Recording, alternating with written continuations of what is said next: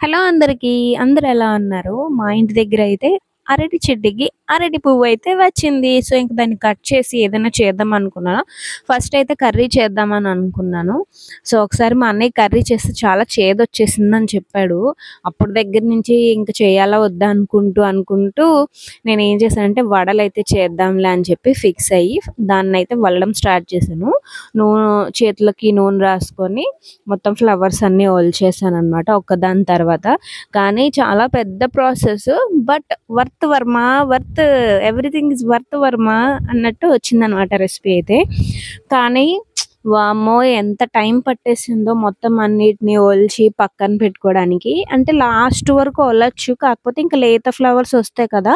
అప్పుడు వాటిని ఒలాల్సిన అవసరం లేదు. లోపల ఒక వైట్ లేయర్ ఉంటది. అది లోపల ఒక స్టిగ్మా కూడా ఉంటది. ఆ స్టిగ్మాని వైట్ లేయర్‌ని తీసేసి ఉప్పు నీళ్ళలో వేసేసుకుంటే మొత్తం ఒలిచినట్టు చేదైతే పోతుంది. మామూలుగా అయితే మజ్జిగలో వేసుకుంటే ఇంకా బావుంటది. సో, నేను ఉప్పు నీటిలో వేసేసుకొని అల్లం, వెల్లుల్లి, పచ్చిమిర్చి, ఎండుమిర్చి, అలాగే దాల్చిన చెక్క, జీలకర్ర, సోంఫ్ కూడా యేసుకుంటారు. కానీ నా దగ్గర సోంఫ్ లేదు. నేను అన్నిటిని కూడా కలిపి మిక్సీ పట్టేసాననమాట వీటిని.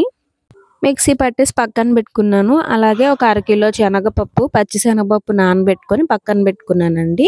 సో, మొత్తం శనగపప్పులో వాటర్ తీసేసి వాటర్ లేకుండా కచ్చా పచ్చాగా గ్రైండ్ చేసుకోవాలి. నేను అలానే చేసుకొని పక్కన పెట్టుకున్నాను. అలాగే దీనికోసం పెద్ద సైజు ఉల్లిపాయలు 2 చిన్నగా తరుముకున్నాను. కరివేపాకు కూడా కొంచెం చిన్న చిన్న ముక్కలుగా తరుక్కున్నాను. కొత్తిమీర కూడా తరుక్కున్నాననమాట. ఇప్పుడు మనం కచ్చా పచ్చాగా వేసుకున్న తర్వాత అరటి పువ్వును కూడా చిన్న చిన్న ముక్కల కింద కట్ చేసుకోవాలి.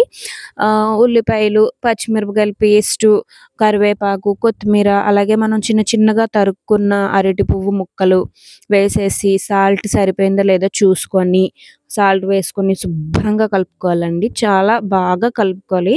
అంటే అరటి పువ్వులో ఆ చేదు ఉంటది కదా! సో, దాన్ని రాకుండా ఉండాలంటే ఈ పేస్ట్ అంతా బాగా కలిసేలా కలుపుకుంటే టేస్ట్ అయితే బావుంటది.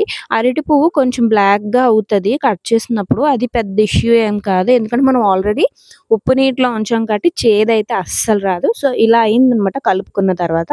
నేనైతే మా ఇంటి దగ్గర అరటి చెట్టు ఉంది కాబట్టి అరిటాకుకి చిన్న ఆయిల్ రాసుకున్నాను.